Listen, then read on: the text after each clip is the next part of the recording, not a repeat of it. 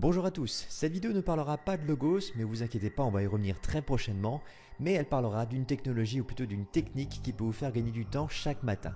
C'est ce qu'on appelle le Wake on LAN, qui sera notre deuxième geekerie à vous présenter. Tout de suite une petite démonstration, vous avez en arrière-plan mon poste accueil et en avant-plan mon poste salle de soins. Et chaque matin, mon assistante les réveille à l'aide de cette petite manipulation, une application sur la tablette, un bouton à appuyer et les deux PC s'allument en quelques secondes. Ceci est très pratique si vous avez beaucoup d'ordinateurs dans votre cabinet ou si jamais les salles de soins sont éloignées, ça permet d'éviter de marcher inutilement. Par exemple chez moi, voici Thésée, voici Ariane, voici Minotaur sur lequel je fais les formations Logos, voici Lapix, Perdix, Talos et Jean-Pierre. J'avais plus le nom. Alors, qu'est-ce qu'il vous faut pour mettre en place le Wake on LAN? Il faut déjà que votre PC soit branché en Ethernet. Il est possible aussi avec certaines cartes Wi-Fi, mais on va rester simple pour aujourd'hui. Il vous faut ensuite l'application qui veut le permettre. Sur Android, je vous conseille l'application bien nommée Wake on LAN, tout simplement. Le principe est simple, votre PC, même éteint, garderait sa carte réseau en veille qui attend ce qu'on appelle un paquet magique. Il faut donc le configurer pour que ça marche comme ça. Première chose à faire, et attention ceci est déjà une démarche assez avancée, donc si vous n'y connaissez rien, demandez à votre informaticien. Il faut autoriser votre PC à s'allumer avec l'arrivée du paquet magique. On va donc dans le BIOS et on autorise les périphériques PCI Express, dans mon cas, à allumer l'ordinateur. Ensuite, dans Windows, je mets à jour les pilotes de ma carte réseau. Windows les met à jour normalement automatiquement, mais ces pilotes-là sont rarement adaptés au Wake on LAN. Je vous conseille donc de vous rendre sur le site du fabricant de votre carte réseau pour télécharger les derniers pilotes à jour.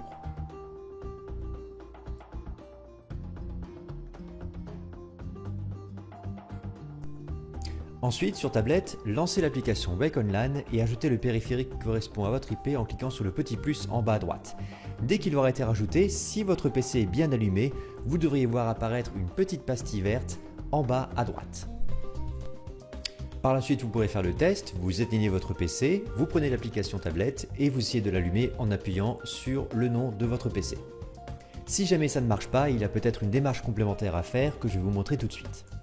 Rendez-vous dans le panneau de configuration de Windows, allez dans Options d'alimentation, puis dans Définir les actions des boutons d'alimentation, désactivez le démarrage rapide. Le démarrage rapide consiste à mettre une partie du statut de Windows en mémoire de façon à ce que le prochain démarrage soit du coup effectivement plus rapide.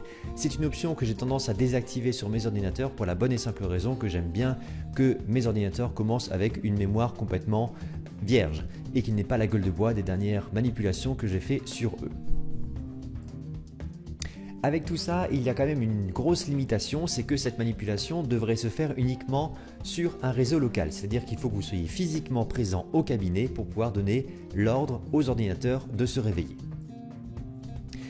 Il est techniquement possible de faire un routage des paquets magiques à partir de l'extérieur, c'est-à-dire qu'il faudrait que vous pointiez vers votre IP public et que votre box ou votre routeur achemine le paquet magique sur votre ordinateur que vous souhaitez réveiller. Cependant, je trouve la démarche un tout petit peu trop complexe. Je pourrais plutôt vous conseiller d'installer une application de Wake on LAN sur un des PC de votre cabinet qui resterait continuellement allumé et qu'à partir de celui-ci, vous pouvez allumer un PC à distance si vous en avez le besoin. C'est ce que j'ai fait effectivement dans mon cabinet. J'ai installé un petit PC, un Raspberry Pi sur lequel il y a une distribution Linux qui tourne donc en continu et via lequel je peux allumer à la demande mes différents ordinateurs si j'en ressens le besoin. Voilà, c'est tout pour aujourd'hui. J'espère que cette vidéo aura été suffisamment claire et qu'elle vous aura donné envie en tout cas de demander à votre informaticien de vous installer ça au cabinet parce que vous pouvez vraiment gagner du temps avec cette technique très simple. J'ai plus qu'à vous souhaiter une très bonne journée, prenez bien soin de vous et à très bientôt.